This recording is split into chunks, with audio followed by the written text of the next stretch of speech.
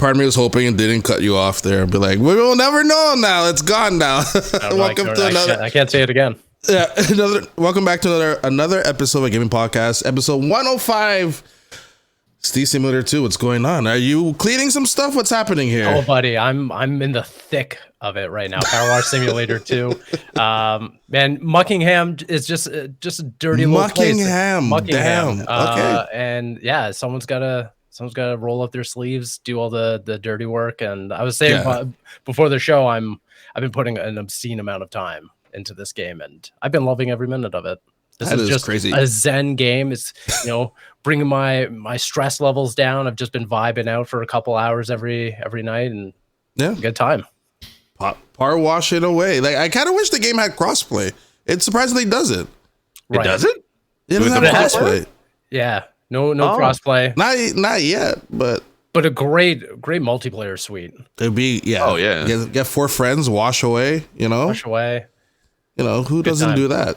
Throw some brewskis in there. It's my favorite kind of game to just like turn on a podcast or an audiobook and just zen out. It's the perfect podcast game. It's the perfect, if you're catching up on an album or a podcast, anything like that, anything to do like in the background, and you're locked in. I feel like the perfect scenario is like, put on this is going to be so nerdy. Put on an album on vinyl and brew yourself a nice cup of tea and just set the lights down low and like in the nice like kind of like warm glow with like a handheld. Like 4 bong rips and oh yeah exactly. That's 100%. 4 bong rips minimum and just zone the fuck out. You're safe to say anything nerdy here. We're talking about Power Wash Simulator. Really, people have 2 days into the game. I'm just letting you right now. I'm waiting for one of my friends to tell me how many hours they have, because I think they're like some high level, which is crazy. They love Power Wash Simulator. So when I have that information, I'll let you guys know. Steve, you're in mourning. I assume it's about the Blue Jays, right? Yeah, for the most part. Okay. Yeah, there was something that happened today that I'm very sad about too. But the Blue Jays losing. Marcel and I we experienced Game 6 and 7 together. And it was good because I did not want to be alone during those times. Otherwise, I would have been far worse off. But I'm glad I was able to suffer with friends at the end there. But yeah. Also today, because I started doing some multi streams on YouTube and Twitch this week, and I wanted to do Outer Worlds 2. And I was like, I wanted to jump in because I've reviewed it, or I'm about to review it because I've now played it a bunch, but I have now gone through the opening of that game a total of 5 times, because the 5th time was today, because I figured, you know what, I'm gonna like do completely different choices than when I did in the first one. I'm gonna like choose the kind of character that I really, really wanted to play and hopefully continue forward in it. And I was like, and then I got to a point where it was near the end of the prologue, and there was a decision I was like, oh, you know what? I don't really like that decision. So I'll admit I save scummed. I was about to say like just load up a previous save, but I loaded up the wrong save, and all of that progress was gone. There was no auto save of that entire character building, whatever, and I was so sad. I'm like, I do not want to go through this opening one more time. So I think I'm officially done with Outer Worlds 2, because I can't go through that opening again. Wait, like completely? I think so, because I was like, because I got as far as like the first like 5 hours, and for me, accessibility wise, it's not really super great. It's fair enough. It does a little bit better than what the original was, and I appreciate what they were able to put into it, but I just couldn't get into the character that the game felt like it wanted me to play. And I was, because if like any type of character I create, because I first created a scientist and or professor, and I was like, oh, okay, cool, that'd be neat. That feels a little bit more at my speed. But the game kind of felt like it was trying to push me into a different type of character than what I was initially playing. So I was like, I don't know if this is where I want to go. So I restarted again, tried a different character, and I got a little bit further. Didn't really like sort of the side quest that I was really doing. So I was like, okay, all right, well, maybe I'll start again with a different type of character. Then now going with what the game really wanted me to play. And yeah, I tried it like 5-6 times, and I just cannot seem to figure out how to play this game. I really can't. I want to so bad, but I'm just like, I just get paralyzed by every choice, and I agonize over it, and then I think I choose the wrong one every single time, and that's just the that's the RPGs, baby. Yeah, agonizing out over here's the thing. choice and regretting it. Here's the thing. That's RPGs. The only time I ever feel that is in Obsidian games. Every other RPG that I play, totally fine. If I make the wrong mistake, you know what? I move on. It's great. It's fine. I can create my own character the way I want to. Obsidian, I don't know. It's those games I just can't seem to figure out what kind of game that it wants me to play. It's the best when you invest like hours upon hours into relationships with companions, and then you screw up to the degree where they're like, "Oh fuck you, I'm out." And I'm like, no, come back. Are you kidding me? No, don't hate me. I guess. I don't know. I want to say I want to love it, but I just I can't go through that opening one more time. Don't you have like another save that you can just be like, okay, from here, I'm going to create the character I want?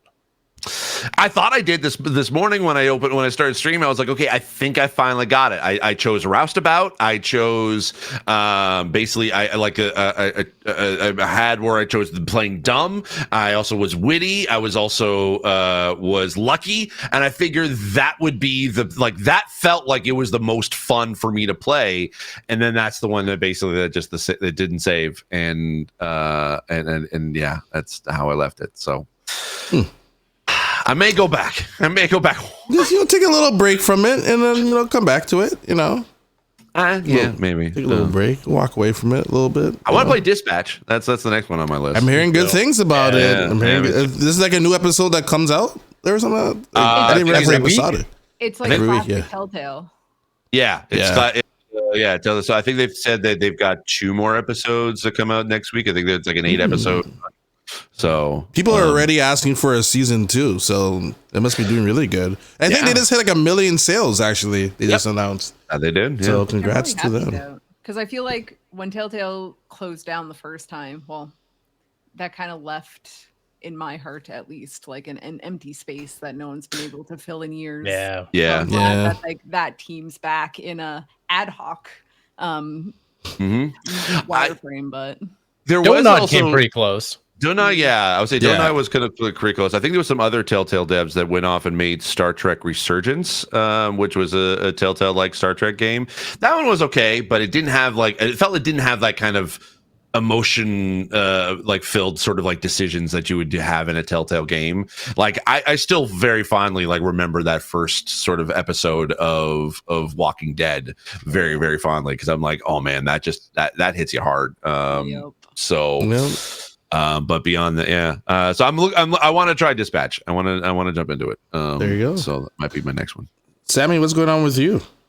Just working a lot, watching games with some people last week with some not the best outcome, but we got next year. Hey, listen, they were last place last year. That's true. One win away from World Series. Everyone should be proud. No, not only just 1 win away, 2 outs away. Inches away. Yes. And then besides that, any waking extra time I have between work, I've been playing Expedition 33, which I'm having a really good time with. Okay. Good game. Have you reached the end of Act 1 yet? I for sure got to that part where I'm like, oh, this is the part Steve's freaking out about. And I'm like, I understand why. Yep. And I'm still struggling through it. Oh, man. There you go. I'm about 17 hours in collectively right now. You still got a long way to go. I'm trying to find all the pictos. I'm trying to find everything. So I'm taking. So you're gonna be on this game for a year. Yeah. It's my next Baldur's Gate. That's kind of what I'm thinking. Oh boy. Really good game. Is for me. I've been playing. I finished Karma Dark World. I was telling Steve about this. Really good. Really good game. Highly recommend checking it out if anyone's interested. Which one? Sorry? It's Karma the Dark World. For some reason I can't speak today, but I don't think I've heard of that. What is it? It came out in March. In March 25th, I believe it came out. It's kind of like if you ever played or heard of the game called Observer, it's kind of something similar like that as well, like deep mining, deep mine. you're in someone else's mind and like deep thinking and seeing other people. Like it's really, really neat. It won't take you that long, 5 hours. And honestly, I feel like it should be a conversation of Game of the Year because it's that good. Really? Wow. It's really that good. If you don't like it, that's fine. You're off the podcast. That's it. Get out. Wow. Damn, Marcel brought this game up to me, and I went into my inbox, typed in the game name. I was like, "Oh, I have a code for it. Cool." He has a code. He had it ready for it. Okay.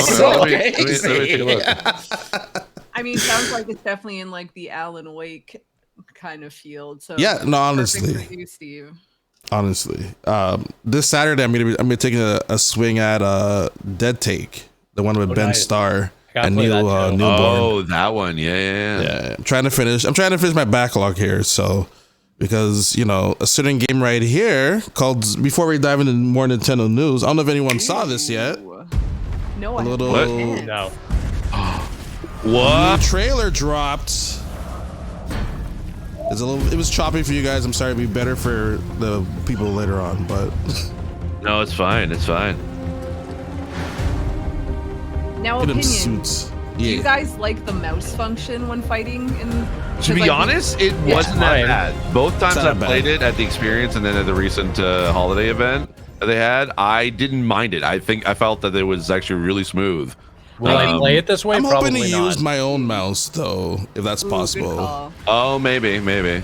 I think it's because I'm plug in my own. mainly like a mouse and keyboard player. I was just like, oh, I need help aiming. Let me just throw her on the desk and start aiming. Yeah, there were times but you know what? That's a good thing about this game, is that you could just swap anytime. You're like, oh, let me aim, let me use the mouse, and then swap, and then just tilt the Joy-Con over. I actually felt that even like kind of holding the Joy-Con in your left hand and then using the mouse on your right hand, I felt that like it felt natural to me. Like it was just kind of casually resting my hand and being able to like use the auto aim feature and then just basically just using the mouse to kind of just to move around. Like it looks and feels smooth the entire time. And I'll probably play it more likely on the Pro Controller, but. I definitely will like probably play it for a good chunk of it with the mouse controls just to see how that feels for a long period of time. Yeah, that's gonna be my vibe too. Is just throw it on the TV, play with the Pro Controller, and away you go. Yeah, at least it allows gyro, right? Too. I think so. Yeah, I think so. But at least it will probably allow you to use a Pro Controller, unlike Drag X whatever, Drag and Drive. I'm still mad about that one. Well, you don't have to be that mad because guess what, Steve? It didn't even make the top 10 list on Nintendo Switch 2 sales. It's only what? 10, there you go. It's 10 Switch 2 games. Make a game less accessible, and you drop in sales. That's exactly what happens. Yep. It was like this is the point, and then it just went like that. Yeah, which is really unfortunate. Yeah, but the Switch 2 did sell 10.36 million units. This thing came out June, and this is up to like September, by the way. So this isn't even show Pokemon as of yet. So they already almost surpassed Wii U numbers, which is absolutely insane. Mario Kart, here's the best thing about it. Mario Kart sold 9.57 million copies. Wow. Of World? Wow. Of World. Okay. Yeah. And now keep in mind that is part of the bundle. So that's almost like 100% bundle. Connect like sales, like if some people just like, let me just pick this up. Adoption rate, it's probably gonna be like large adoption rate. I would think. I'd be curious to see how the Mario Kart 8 Deluxe sales were when the Switch first launched. In comparison, like how fast did like World sell versus 8 Deluxe, because that'll be the telltale sign, pun not intended, of what it would like, basically how well did World sell versus 8 Deluxe. Sure. Well, Deluxe did sell another 1.37 million, by the way. So almost 1.5 million of Deluxe sales since the Switch 2 came out. So I think the other thing to take into account is that Switch 2 only launched with World as like its game. Like it didn't really have a launch catalog. It was like one game that was like Marcel, you brought up, just kind of bundled in with at launch. So it kind of feels like because the numbers will be kind of skewed because people are kind of like focused in on, well, if I'm gonna get a Switch, I'm gonna save get $50, Mario Kart. you know. Yeah. Because at least like with the first one, you had Mario Kart plus Zelda out there. So I think the adoption rate for both. Split the difference a little bit. Yeah. Bonanza's 3.49 million. That's not bad. So sounds about right.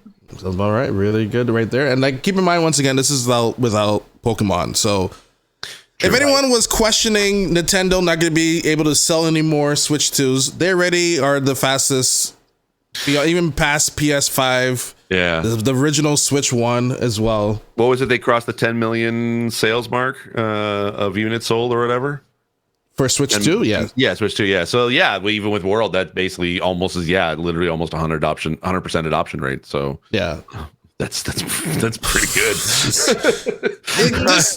PlayStation and Xbox would dream of that. Oh, yeah. Yeah.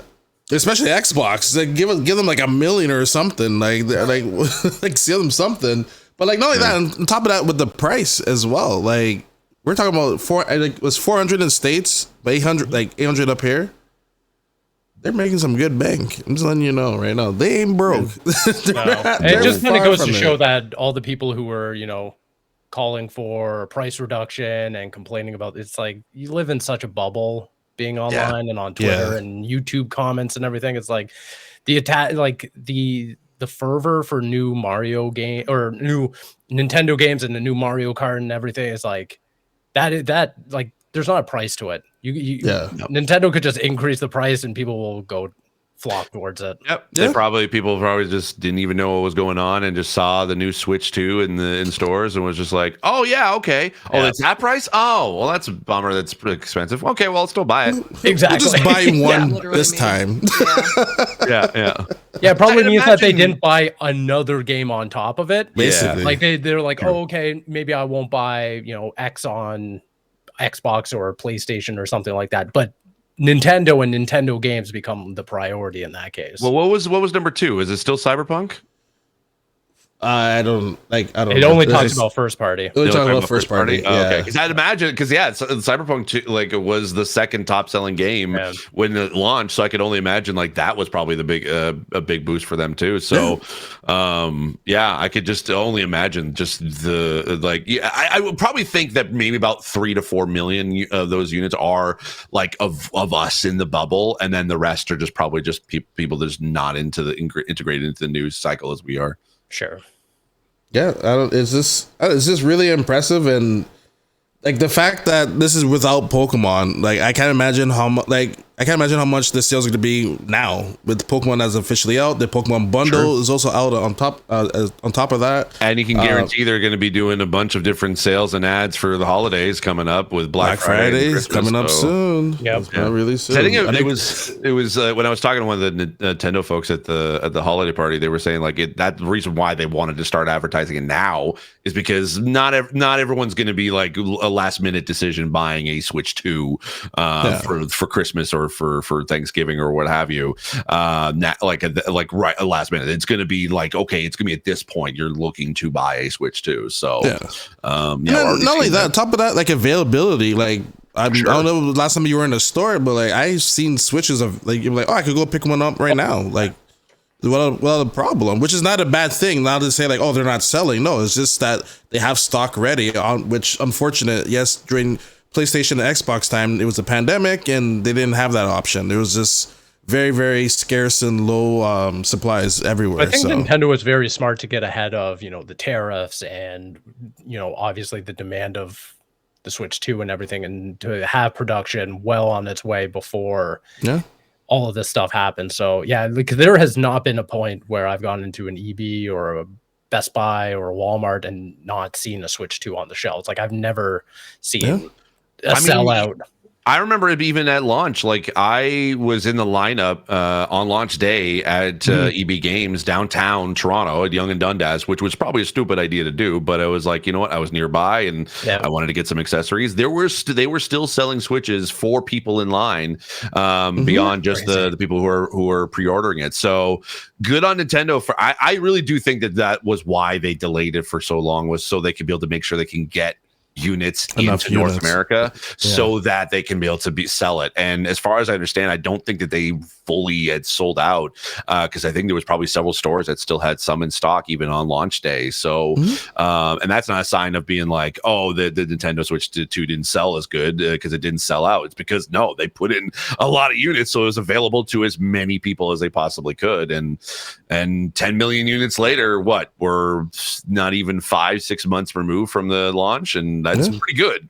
Yeah, my understanding is that they started importing units back in like February and started like holding them in warehouses, knowing that tariffs were going to hit and there were going to be likely, increase in prices and stuff like that. So what we got at launch was probably sitting there for a couple months because they knew they had the forecast of like things are going to get a little dire for the pockets and everything. So it's good for them. Security on that one, like this. Yeah. Do you think security had any idea what they're protecting? It like, don't move on this spot till June. Yeah. I know when Sammy and I, when we went to grab ours, I had mine at another store, but I was able to just buy one right there and be like, oh, okay. So it was very, very available. So it's not only that, and the bundle. It wasn't just like, oh, we don't have the bundle anymore, which sounded like it was gonna be like, hey, limited time, you want to get this bundle, like. And I remember, like, for us, we were having enough problems online together. Like, hey, Walmart has it. Okay, no, now Best Buy has it. I can try to get it, just get it online. It all worked out at the end for everybody. So yeah, I think it's funny. A lot of people, it's like the online convenience. Like if you walked in, you probably didn't have an issue, but all the online just sold like that. Yeah. True. Yeah. I probably could have done that. I mean, thankfully, Riley was able to give me one of his units that he pre-ordered, which I was very grateful for. So I'm glad I was able to, because I was able to finally had enough money to be able to grab it just before launch day. And I thought I was screwed. I thought I was not going to get it for like the first month of it coming out. But yeah, so I think I probably, if I was willing to actually wait I probably could have probably picked one up at pretty much any store now, knowing the rose-colored glasses afterwards, but still. Well, it's so funny because I feel like so many of us during the pre-order times where we were thinking, oh man, this thing's gonna sell out. This is it. Yeah, this is it. Like I'm getting flashbacks of the PlayStation 5 Pro, the 30th anniversary edition. Bombs are flashing and everything.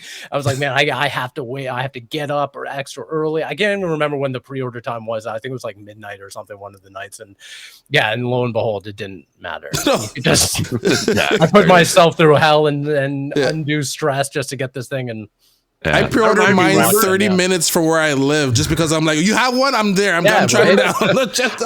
I remember that shit's fun as hell. That shit's fun as hell. It's like getting in the weeds of like the pre-orders. Like we're in the Discord being like, oh my God, refresh. No, absolutely. I like that stuff. I miss those. It brings me to days of like midnight releases and it was so much fun. I still remember like when like during the pandemic when when the PS5 was coming out and there was so many like stores that were like doing different like pre-order times, and I remember waking up at 5 o'clock in the morning for believe it or not, I think it was the Real Canadian Superstore was selling PS5s, and somehow I was able to get my hands on one, and this is before I knew I was going to be getting like a review unit. So I was, but like even then, like because I bought it, I was like.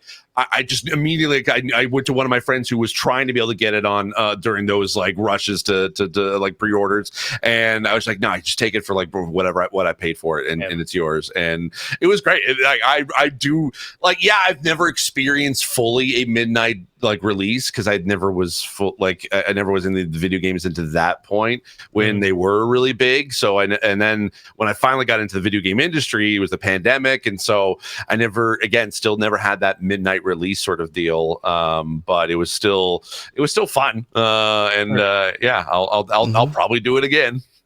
Oh yeah, easily. Next time there's another piece of kit or a hardware. Yeah, I'm there. I'm in the online trenches trying to get my hands on something. So they did report in Pokemon ZA or ZA.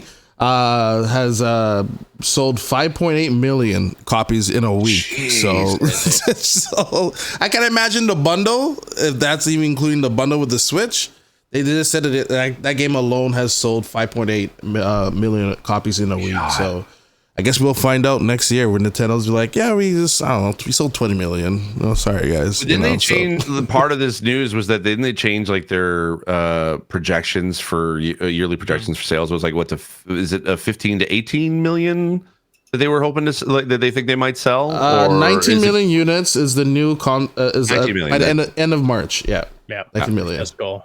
They're going to sell a lot during the holidays, I think. Yeah. I think they will surpass 19 million easily. Well, it went up from 15 to 19, and that's pretty ambitious because that 15 was already increased since earlier this year as well. Yeah. They almost did it in 3 months. That's crazy. Yeah. Oh my gosh. Insane. Absolutely insane with with Nintendo and everything. So best of luck with them. So it's still weird that it came out this year already. It feels like so long ago now that the Switch 2 came out. I'm like, it's only a couple months. It's been quite a summer, that's for sure. Because when's the last time a console ever launched on the summer? It has been like in the 90s, I think, right? So walk through like a back alleyway to go get to our friggin' oh yeah. I remember seeing that saga that you put up on Instagram. Yeah. And then the ambulance came by. A lady collapsed or something. Yeah, crazy. Waiting in line. Yeah, she's like, I can't go on. You stay. The husband's like, do you want me to stay? I'll go grab a Switch. Don't worry about it. The dedication. Crazy, absolutely crazy. But with that, this is such a light news week. Because even you know what? Animal Crossing had an update, by the way. Free update. Not free update for the stuff, but the upgrade for the Switch 2, $5. And that was the price. I didn't know what the price was. I remember they said to pay just for Switch 2. $5. $5. What? So Finally, what's happening here? Are we Nintendo. changing plans, Nintendo? They're like, oh, we made enough. We Switch 2 sales. Drop the price. Drop the price, guys. Drop the price down. Mario Kart World is now on $80. Don't worry about it, everybody. God. Yeah, so that's a big free upgrade, free update as well. That includes all the content. The Switch 2 stuff is just high res stuff. Still running at 30 FPS though, but 12 people with cameras. You could have your little parties and everything. And I have a lot of friends who are super excited for that. So because Animal Crossing definitely took over the world back it was such a time sink for me during the pandemic. I think easily 200 hours over the course of that first year, doing like the full calendar event of everything, going through like Easter and in the summer and then Halloween and Christmas and then back around. What's your turn up price? What's your turn up stock price? Oh my god, I was on the Reddit forums and everything like. But seeing this update, I was like, this feels like an update that I wish and hope that I'll get myself into with the new content and everything, the new quality of life stuff. But it is one of those things where I'm like, do I have it in me? Do I have it in me to go face my villagers after all this time? All the weeds that have grown, the villagers. Here's the thing. You don't even have to worry about it. You literally just go back to your home, fall asleep, and then just build another island. Like you just build another island in your dreams. Like you have 4 islands you can build. 4. But again, do I have it in me? That's the thing. It's like I put 200 hours into curating my island, making sure everything is in the right place, treating other villagers like shit so they would leave so I could get reroll and get another one. Exactly. Like I was in it. I just don't know if I could go back. You know what you could do? Find out when you last played it and then set the clock back to that time. And then then that guilt is gone. They're not going to bother. They're going to be like, that's a lot of work. No, you gotta face the consequences. Yeah, just changing your system time. I want to see the cockroach being like full-grown size cockroaches. Like he lives in my home now. I live here. What are you doing? He's in my backyard. I logged on after 3 months or something, and they're like, "Wow, Sammy, it's been 3 months. You're alive." Crazy, yeah. Oh wow, 3 months. Yeah. It's been years since I visited my island, on that game. Yeah. I was already at the point I was ready to start over. So I have start over. I built out about 3/4 of my island, and I was just like, I kind of I remember I couldn't be able to get the things that I needed, and I couldn't be able to talk to any of my friends to be able to they didn't have any of the things that I need to trade for, and I just was like, okay, I'm kind of done. So I don't know. I'm one of those like, yeah, I'll destroy my own island to be able to build up a new one. Man, this guy's gonna be sleeping on his island for the rest of his life. He's like, I have any island now. Forget it. Forget this bum island. I'm living in a dream world, baby. Dream world now. Just me and the Sandman. Let's go. Oh my gosh, Sammy, you gonna jump into it? You gonna go back into it? Probably. I feel like it's such a good update, and I still have a lot. I got into it pretty late, so I didn't get like the 300 hours during COVID. So I'm only like maybe like 70 hours in, so I still have a lot to do. Yeah. See that? Now there's Lego stuff too in there too. On top of that. Wait, what? You didn't know there's Lego items in there you can get in the game. Yeah, official Lego items. Yeah, that's what. One of the last big updates I went into was Steve's the Mario heard one. Lego. He heard Lego. He's like, wait, what? It was the Mario update, and then Joe Biden was doing shit in there, and I was like, "All right." Remember, Gary Whitta had animal talking. Yeah, that was an era. He got Sting and Selena Gomez to basically be cool on his island. Like, that's just crazy. And the pandemic was a wild time. Wild times. Oh my god! And now there's like Zelda characters in the game as well. So, like, yeah. Oh right, yeah. Like Zelda-esque animals. Yeah, that's right. Big update. They did good stuff, Nintendo.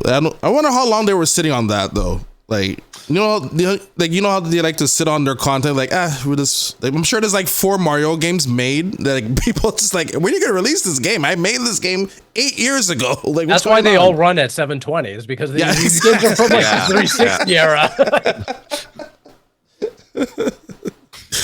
Oh my gosh! But yeah, good stuff, Nintendo. They're banging out with so many things, and Age of Imprisonment comes out this week as well. So that one I'm looking forward to. That one. I'm looking for that one as well. Yeah, great review so far. Yeah. I think it's got like 78.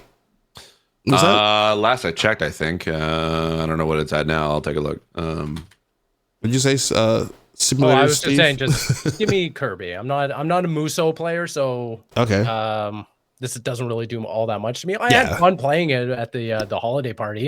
It was fine. I don't need a full experience of it, but Kirby Air Riders, as soon as that comes out, Kirby Air Riders. It's gonna be a good That's time. Sakurai, man. He's cooking. Yeah, Hyrule is still sitting at a 78. All right, sounds. And I think Open Critic was 80 and everything. Those are good numbers.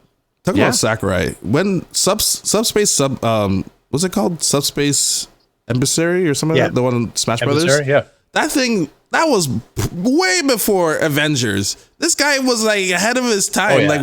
We need something like that to come back, where that should be the Smash Brothers movie. Just throw that as the movie. 1000%. We're good. Yeah. I couldn't agree more. So good, talk about movies. Mario movie is tied to Wicked as well, so we should be seeing the trailer for that during that time. So with the new Wicked movie, so I thought a movie came out. If I was honest with you, I'm not. I have no idea. Yeah, part 1 last year. I can't remember. Yeah, but no, that was always going to be a November movie because it came out. The first one came out November last year. Yeah. But yeah, besides that, it's such a very slow news week, and it is November, so I figured let's have a little early predictions for Game of the Year. If anyone wants to kick it off, Yeah, I would love to because I have to run soon. Yeah, let's do it. So I'm gonna throw out some. So just to be clear, throw some wrenches at us. Exactly, and I'm just gonna leave without any rebuttal. Leave. Yeah, great. So just to be clear, the ground rules here: we're doing not our Game of the Year. No, that's going to be separate. That we're running in December for our personal Game of the Year. We're just talking about Awards. What will be nominated for the Keeley Awards. Okay, and to be clear, how many games are usually nominated? 6. 6. Yeah. All right. I'm just going to throw them out. I feel like a lot of us are just going to agree on this. I'm going to write this down. Okay, write it down. Let me know when you're ready because I'm going to fire them off quick. I'm good. I'm going to say my goodbyes to all of y'all. All right. Go ahead. Expedition 33 is an obvious Yeah. obvious contender. I mean, like that's I wrote right? down Like, 33. yeah, exactly. I'm gonna throw in Silk Song in there. That feels like a really Fair. strong contender. Hades 2, another Okay. strong contender. Donkey Kong Bonanza, Okay. Yeah. I feel like is on there. Now this is when things get a little spicy here. This is when I'm making some bold predictions because it could go either way. But I'm saying Death Stranding 2 over Yote. I feel like the conversation around Death Stranding 2 is super strong, aside from Yote. And then the last one, and this is when I'm like, oh man, if I'm really going to try and predict what the industry people are going to try and do here, it came down to Split Fiction or Kingdom Come. And I'm going to go Kingdom Come Deliverance 2, baby. Whoa! Wow. I am. I mean, you're not even going to throw an Indiana Jones in there because Absolutely not, because people forgot about that game. People forgot about that game. Steve, I'm with you. I love that game. We're trying to predict the industry, and the industry are fickle people who go for popularity, and they have memory loss. They have been good about going back to the beginning of the year and making sure that some of those games are always going to be nominated. I don't think it's going to get as many. They didn't do it for Smash Brothers. They fucked over Smash Brothers so hard. Okay. Fair enough. He will never. Steve will never forget. It's a different Keeley this time. You know, I don't know. I feel like this is the same thing we always go with Xbox. Next year's going to be better, man. Next year's going to be better. Next year's our year. But no, I feel like I would love to see Indiana Jones on that roster. Wow. Kingdom Come. I didn't see that one. Kingdom Come Deliverance had that. I did not see. That's you know how you know why, Marcel? It's because every time I put out a video or anything and I'm like, this game's really good, and they're like, people are like, fuck that game, Kingdom Come Deliverance 2 is the best. This is the game of the year. And I'm like, really? Real? Oh, wow. Yeah. Okay. Yeah. People have that love for it. I don't know. But anyway, I will see you all. I have to run. You see the chaos we'll be having after you just left us. Exactly. Now fight amongst yourselves, everyone. Yes. Jeez. Drop the bomb and then leave. Okay, great. Yeah. Awesome. Take care. All right. See ya, everyone. See ya. All right. Steve, do you want to go next? What do you got for us? Yeah, I'm gonna go based off of industry, because of course, accessibility wise, I would love to be able to have certain some of these games in there. But I mean, Expedition 33, I think is gonna be in there. I think Donkey Kong Bonanza has definitely got to be in there. All right. I will go opposite Steve. Instead of saying Death Stranding 2, I will go Ghost of Yote will probably be in there. Okay. Blueprints. That one has to be in there too. A lot of people were loving that one. Yeah. And what am I at? 3 or 4? You're at 4. 4. You know what? I'm just because Steve doesn't say it, I'm gonna say it. Indiana Jones. That's what I want in there. I would love Indiana Jones to be up there. It's I don't know if that DLC was enough. In fact, I'm still finishing it. Actually, I'm a couple hours left. But I don't know if that DLC was enough to remind people, like, oh yeah, Indiana Jones. Yeah, I even playing with the new DLC, I was I'm still interested in. I've been not fully playing long play sessions with it like I did when it first came out, but I have been jumping back into it more and more, and it's still, the gameplay is just great. The puzzles are fantastic, and just I love the performances of everybody, including Troy. Troy Baker is 100% going to get nominated for best performance. Oh yeah, and you'll get something. Yeah. So, and I will say this: I have to basically just fully disclose, I am on the innovation of accessibility category jury for the Game Awards. So this is not my thinking of anything other beyond just my own thinking of the way the industry is. It's not any indication of what the Game Awards will announce. I have no idea, and I'm not even pitching these as sort of what will be in the accessibility category either. So, but those will be the ones I think would have a great chance about being nominated for Game of the Year. Yeah, so leave them alone, people. Yeah. You have one more, I think. 1, 2, 3, 4, 5. Yeah, 5. Oh, I have one more. Oh, shoot. Yeah. Dang, what came out this year? Split Fiction came out. Fiction, no. You know what? Just because I want to see it, this is more of like a want / I don't think it probably will, but I would love to see. I would love to be surprised by this. South of Midnight. Okay. Awesome. I like that. That game did come out this year. That's right. Yeah. I really thought that the story, the gameplay was fun. Yeah, it was kind of repetitive a lot often, and it didn't really provide a lot of gameplay challenge. But I think that the way they presented that game and the story and the music was like fantastic. I think it just everything put together really kind of created like it's similar to Expedition 33. It's a very wholly original, unique idea of a game that I think should be honored on, I guess, gaming's biggest stage. Yeah. No, I definitely agree as well. Sammy, you're up next. Ooh, I went back because I know we chatted about it a little bit just to see what I said in September. And I think so back then I said Expedition 33, which that was even before I played the game. Now I'm just like digging my heels into it for sure. Silk Song. Okay.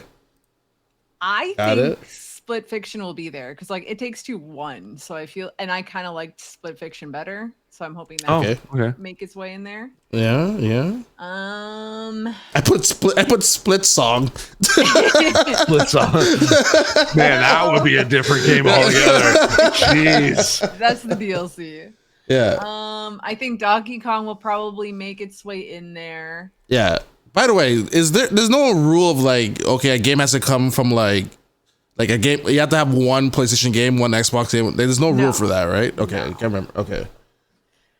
I think Ghost of Yotai will definitely make it in there. And then I'm very split between Hades 2 and Death Stranding 2. You have room for both. Do I? Yeah, you only have 4. 3, 4, 5. Did I? What's your fifth one? You said Silk Song, Split Fiction, Donkey Kong, and Ghost of Yotai. Dude, you missed my number 1, Expedition 33. Yeah, Expedition. Yeah. Oh, sorry, I didn't miss that one. Yeah. You didn't start that one. I didn't even hear that one. I guess I'll go Death Stranding. Death Stranding? I know Jeff, and he'll here's the thing, though. It's that, it's Jeff and it's his best buddy, but that doesn't necessarily guarantee anything because there is still a jury, and he does still say that he has no influence on the jury whatsoever. But then again, it is Kojima, and it's not just Jeff that has a soft spot for him in his games. So yeah, it's probably a good bet that Death Stranding 2 will probably be in there. I would not, but here's the thing though. I would not be surprised if it doesn't get to Game of the Year category. I would not be like, I think it probably will, but I would not be surprised either if it will probably get nominated for a few awards, but I would not be surprised if it gets dropped from Game of the Year category. I feel like people will just be like, oh yeah, these are good games, and like, oh well, let's do it for Jeff and vote for that. So I feel like I don't think anybody necessarily is do it for Jeff, but if we don't do this, Jeff will get mad at me, so we better do this. That's funny. 1, 2, 3, 4, 5. Yeah, you're okay. You're good. Yeah. What about you, Marcel? Okay, obviously, Clear Up Scare. That's definitely on the list. Yep. Put on Donkey Kong Bonanza. That had everyone going nuts about it. I'm adding Blueprints in there. I'm also gonna add Split Fiction in there. I'm also gonna add Hades 2 in there. I don't think now here I'm having a little problem here. Ghosts of Yotai. Now I'm not saying these are bad games. And Death Stranding 2. These are not bad. I don't hear the uproar for these games as I did for the first ones. Where people are like, oh my God, you have to play Death Stranding, or like the same fight the recent tease caboosing with Death Stranding and everything. Like we don't hear that. We don't hear like you got to play it. Like he's like, there's no fight between that. But now he loves it. Now I was about to say in that kind of same argument, Aaron loves Death Stranding too, and he's been turned around on it. So, but you're right. It's like but I think the reason why we didn't get the same fervor for it was because they were released during the pandemic, and we were very much like just looking for anything to play, and so I think that's probably why that it got that way. enjoy. But you're right. I think it definitely is not much fervor as it did for the first games. And it's the same thing with Ghosts of Yotei. I don't hear the same thing where people are like, oh my god, Ghosts of Tsushima is a must play. And we did have Assassin's Creed Shadows, and I think a lot of people kind of like, oh, this is like this, but this is Sony's version of it. I feel like there's a lot of mess. Things were blurry, and I feel like those games didn't really have the same high caliber as their original counterparts in a way. I don't know, I'm not listening. Once again, those games are fantastic. They're high caliber 90 must play games and everything. But I feel like they just don't have the same hype as the originals do. I don't disagree with you. I think you're right. It's it definitely but I started to think though, it's like if this was the first Ghost game, and if this was the first Stranding game, I think people would clamor for it. I think because of the sequel, and both sequels, if you think about it, didn't really. Well, they kind of played it safe a little bit. I mean, like at least with Ghost of Yotei, somewhat spoilers, but it's going through the Sony revenge machine. When it comes to the story with Yotei, Sony loves its revenge stories. And Death Stranding too, at least I guess somewhat sort of almost revenge stories ish. But they definitely did not do anything that fully was different than the original. A lot of it was still kind of kept in. So I think it's just, it's kind of been that, been there, done that. We love this. We're still going to enjoy it, but it just doesn't blow us away. Or a wholly original game, like an Expedition 33 or Blueprints or or Silksong, what have you. Actually, no, Silksong kind of breaks that formula a little bit. People still love that, even though it's technically the same game, but different mechanics, I guess. So I don't know. I guess Silksong is a complete outlier in any category. So, and you know what? That was the last spot I needed. So Silksong goes in there. There you go. Okay, cool. Yeah. I don't think Yotei and Death Stranding will be up there. That's my opinion. Interesting. I know there's a heavy, once we talked about it just now with Sammy, with the Kojima, be like, hey, if you want old D to show up on this stage again, Keely, put Stranding on there. All right, put it on there. Okay, but so I don't see like Death Stranding 2 and Yotei. I don't think those were like Game of the Year calibers this year. I would say no. I keep in mind this is also someone who didn't play it as well, so it's just from what I've seen from other people. PS5, do you? Yeah. So it's from what I'm seeing from other people and everything. I think if you played it, I think you would understand. But I definitely see your point in it. So it looks like we got Expedition 33 is kind of a lock in for all four of us. 100%. Yeah. It seems like also Silksong. Everyone but you said which is fine. It's fine. It's more for accessibility reasons than I'm protesting on that. Totally one. Understandable. But I get it. I 100% get it. What else? What else we all said? Donkey Kong's another one. Okay, yeah. So that's 3. I should have put these in better order. 3 of you. No, only 2 of you said Yotei. That's you, Steve, and Sammy. Okay. Split Fiction. Only Sammy and I said that. Never mind. Yeah. Do you think Split Fiction would get the nom again? I mean, I know It Takes Two had a huge year when it came out. I had a lot of fun with it. That game was a lot of fun. Yeah. And I think whereas Indiana Jones was just way too far away, I think Split Fiction was recent enough that people remember it. Again, I'm more of I just really do hope that Indiana Jones does get a thought of in that sort of way, but it might turn into a Jedi Order a pit where Star Wars Jedi Fallen Order kind of came out in between that the nominations and the Game Awards and did not get the same amount of love next year. So I have a feeling Indy will probably pop up in a few categories, but Game of the Year, I'll hope for it to be there, but you're right. I think you're all right. I don't think it will be. The Split Fiction came out March 6th. It has a 91 meta score. Of course, these scores don't mean automatic or anything like that. Sure. But it does have more. It's Death Stranding is 89. Okay. Death Stranding 2, sorry. Yeah. We had a lot of 80s this year. I've noticed a lot of high 80s. Really, like the only few 90s that doesn't include Zelda. That's Nintendo Switch 2 versions. Come on, Metacritic. Why would you have these? That's so silly. Because people put reviews for it. That's the problem. I understand that. I understand. It's so silly. But Hades 2 is the highest rated Metascore. See, it's funny because like when the game came out, I didn't see about it. I didn't hear about it. It was Hades 2? Like, yeah.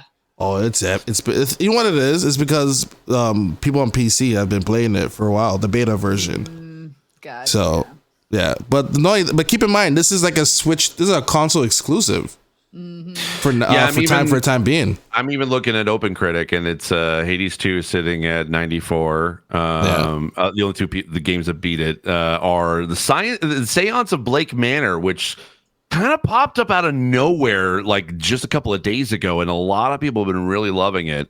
That's got a 94, and then it's Tears of the Kingdom Switch 2 edition got a 94 as well. But then the next one underneath Hades is Arc Raiders. Then you got that's a 94, 92 Expedition 33, 91 Donkey Kong Bonanza, Silksong 91, Split Fiction 91, Blueprints 90, Death Stranding 2 90.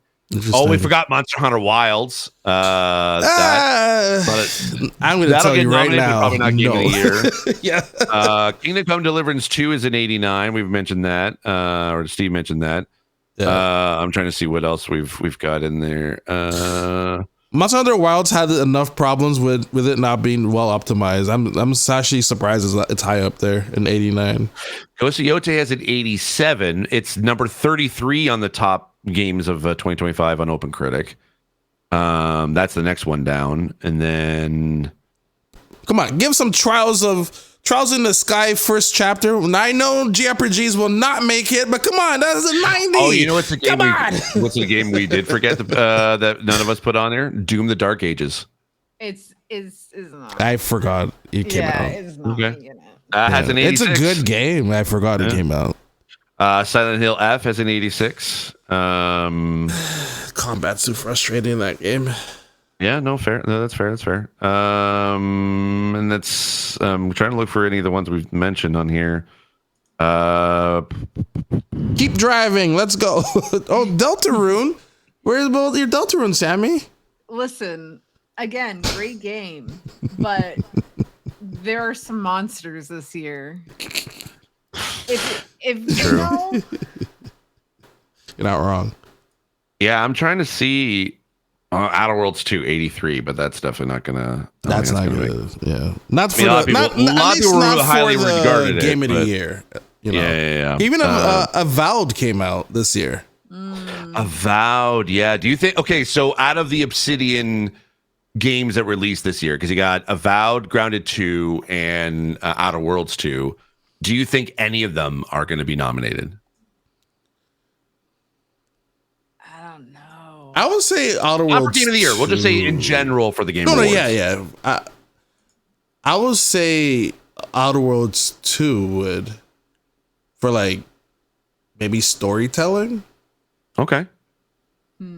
I heard a lot of. I'm working through that review as well, but I heard like a lot of people mentioning this is the best written. I would say. Like RPG game, it's up there. But you don't think it really anything would fully be like this one has to be nominated for the Game Awards? Like it'll be nominated in a category for the game at the Game Awards, but it's not going to be Game of the Year. Okay, yeah, that's fair. Actually, I'm kind of surprised. Where did that game get rated? What? Outer Worlds 2? Yeah. Oh, 84. I just had it up. Hold on. 84. 84, yeah. And that's even on OpenCritic, I think, as well. 84, 83, I think. I'm going through it all. Assassin's Creed Shadows at an 81. That ain't getting enough. Well, that deserves like at least best art direction. That game is very beautiful. Oh, you know what also came out that we didn't mention? Dune Awakening. I think that one has a good lock for like an ongoing game. Ongoing game, yeah. I would say Shadows deserves at least art direction. That game's very pretty. Yeah. Oh, we forgot this too. Elden Ring, Night Ring. Oh man, how did we forget that? What the hell? That has an 80 on OpenCritic. Yeah. Huh. Do you think that Elden Ring is going to get nominated for anything? No, that should not. No? No. Okay. I feel like that had problems as well leading up to it. At least with the online, because it's so online oriented, right? So. Yeah, maybe. Yeah. And then next Obsidian game, Avowed is an 80. So Outer Worlds 2 is higher up review score wise. Yeah. And then Jeff doesn't mention when he's announcing these, right? No, but normally should be like next week. This is not sort of like mine again. Full disclosure. No, once again, this is not official or it's not official. Usually, it's mid-November. Mid-November is the cutoff time, and so I would guess that the nominations are being sent in now, so that they will announce it probably mid-November. In fact, the website says nominees coming mid-November. So they did. Okay, right. Yeah. There we go. Perfect. So I'll probably say between the 10th and the 14th we'll hear about it. He won't do it on the Saturday. Really? I always thought he did it during a weekday. The announcements? Yeah. Oh, well then it'll be Saturday then. That's mid-November. Oh, no. Yeah, no, I think it'd probably be sometime during the week. I don't think. Yeah, that's what I mean. Like the 10th and the 4th, between that. Okay. Between then. Here's another question then for you. Yeah. Is there a hidden gem of a game that you played this year that if Jeff Keighley came up to you and asked, what game absolutely deserves to be there but did not get enough recognition, and he'll insert it into a category somewhere, what game would that be? I'll start off because I already had mine. Yeah. Mine is Wonderstop. I literally was looking at my review. Sammy loves that game. Yeah. I absolutely love that. I listen to the theme song on Spotify so much because it puts me in that perfect mood, being like, man, I love Wonderstop. Like it not only is it fun to be able to like create the different types of teas, and you're maintaining the tea shop, and you're planting seeds, and you're gardening those seeds to be able to make the tea leaves, and it like all that stuff is just so great and so just zen-like to be able to do. The characters you meet, and there's a really good story in there where like it teaches you how to slow down and not trying to be able to push yourself to the limit. It's like a great like game for like you're like building up your own mental health. I think it's just a fantastic game that I just absolutely loved. And I remember when it came out, I was thankfully like this is I think Ivy Road was either the publisher or the PR company that worked on this, but that PR package that they sent out, which basically came with like a teacup, and then all of the teas that were in the game, they made real life versions of. I've had all of those teas, and I love them. They are so good, and it's just like that perfect. Just sit down, grab a cup of tea, and just play. And that I would, if I could find any category, I don't even know what category it'd be in. If it was either best indie game or I don't know, best cozy game, if they ever had that as a category, a Wonderstop would 100% be in it. I'm 100% in agreement with that. It's definitely, I was like thinking about it because I'm like, personally, it's definitely like a top 5 game for me. Sure. And like, obviously from the makers of like the Stanley Parable, like it gets weird, and like, that's the fun part. And like, it forces you to do things. Sometimes it forces you to just stop when you don't want to stop. Instead of wondering. Exactly. Yeah. Do you remember what you gave that game, Sammy? Without looking, don't you look? I'm pretty sure I gave it a 10 out of 10. You did actually, 10 out of 10. Yeah. So love it. That was definitely a highlight. When was that? That was back in March. February, March, I think it is. Everything. Date everything. Oh my god. Yeah, that's right. How did I forget that? That's also would be on my like top 3 list for sure. Yeah. Fair.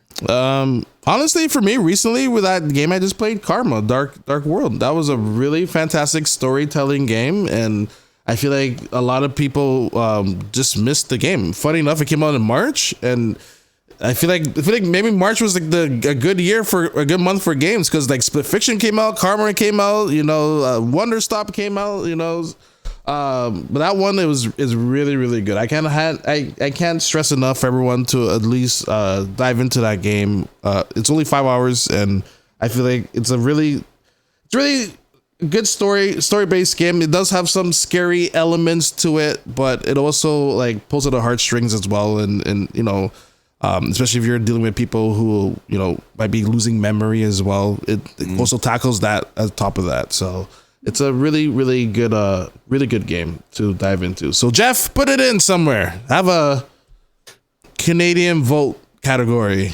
That'd be great. That'd be great. Any Canadian games that you should deserve some nomination? South of Midnight. Yeah, that's true. South of Midnight is a strong one. Yeah.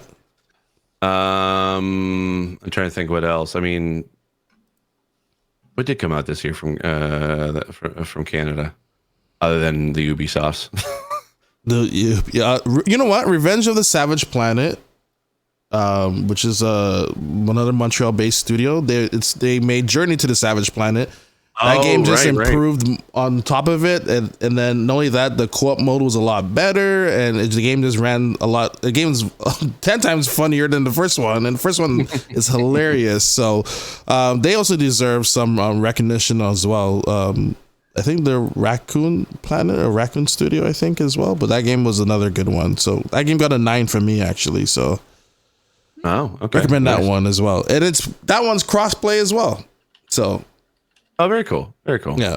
Really, really funny game. And it's $40. So, oh, wow. All right. And I think on Game Pass. So that game just keeps winning. Like, it's crazy. It's on everything. I'm trying to think. Yeah, actually, what other Canadian games kind of came out there? This is not me just sort of being like, was there any Canadian games? But just I'm blanking on all of them. There's tons. Yeah. I've been because soon we have Marvel Cosmic Invasion coming out. That's from Canada. Yeah. Will that come out this year still? That's coming out December 1st. They announced. Oh, okay, cool. Yeah. Dragon Age, was that this year? No, that was last year. Yeah. Ambrosia, that's the game that's coming out soon. Ambrosia Sky. Yeah. Funny enough, Assassin's Creed Mirage is having free DLC, 7 hours of content. That's coming out in November. Continuing game. What's up with that? That's crazy. I'm just looking through this list here. Eternal Strands came out this year, or was that this year? Oh, it was released in January. Okay, yeah, that makes sense. Yeah, that was this year as well. Yeah. Hell Is Us. That's right. Hell Is Us is another good one. Yeah. Dead by Daylight, they deserve best ongoing. That game is like 2015. I remember when I started streaming, that game was out. That game just came out. Now there's like Dead by Daylight. That deserves best ongoing. Like that's Walking Dead people. They have Resident Evil people. Like it's crazy. Lost Records was made by Not Lost Montreal Records as well. Yeah. Balatro also has a lot of DLC. True. That's right. It's been one hell of a year, that's for sure. So. Skate, that came out from Vancouver, apparently, from Full Circle. Yeah. Trying to see what else. Do you think Star Wars Outlaws deserves its like flowers now, especially the Switch 2 port? How well that's doing? I think so. I always making a face here. I always still feel like that game was very very underrated. I feel that when a lot of people were reviewing that game, they were rushing through the story, and the story may not be like to everyone's sort of like ultimate level of a Star Wars story, but I still think it's like probably one of the best Star Wars games out there. In terms of, you do feel like you're living in the world of Star Wars and the universe of Star Wars. And I love being able to pick up that game just every once in a while, just, picking away at different missions and side quests and stuff like that. It's the only game that I keep going back to as far as like Ubisoft open world games the past little while, because I haven't touched Shadow since I reviewed it last. And even with the DLC that came out, I just don't really care. But Star Wars Outlaws just keeps coming. I mean, who knows? Maybe because the Switch 2 kind of revigorized a few things for like me jumping back into Cyberpunk again and some of that. So who knows now that Shadows is going to be coming out for the Switch 2, that might reinvigorate something. But yeah, I think Star Wars Outlaws is very underrated. I think if Cyberpunk could do it, so can Shadows. Yeah. No, it's definitely with Outlaws. Like they fix a lot of the bugs and quality of life stuff. I know the last DLC, they stealth a lot better now. So like this is a complete game right over here that they have right now. And I also feel like with the Switch 2 version, I never finished the last DLC, so I'm actually finally able to jump back in and do that. So looking forward to doing that. And maybe Assassin's Creed is doing Shadows might have the same thing with Switch 2 when it comes out in December, I think, right? Yeah, December. Yeah, it's December. Okay. Yeah. Cool. Exciting times.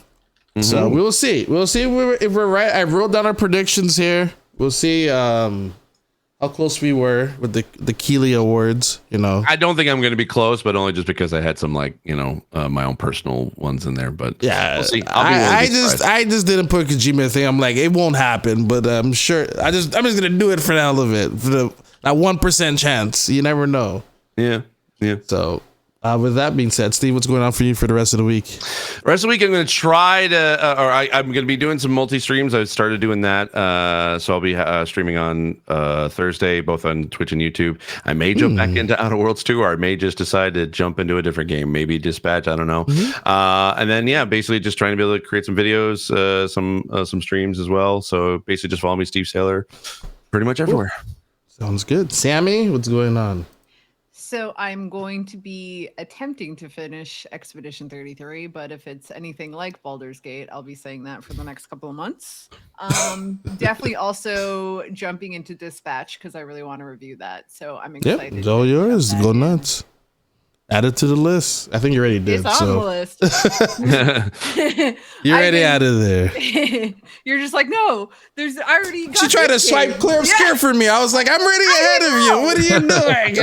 I'm like, man, we're getting organized here. We're getting organized. Yeah, that's good. Which is good. And so here's the thing. Not a huge amount of games coming out in November, so we got some time to be able to go back through our play.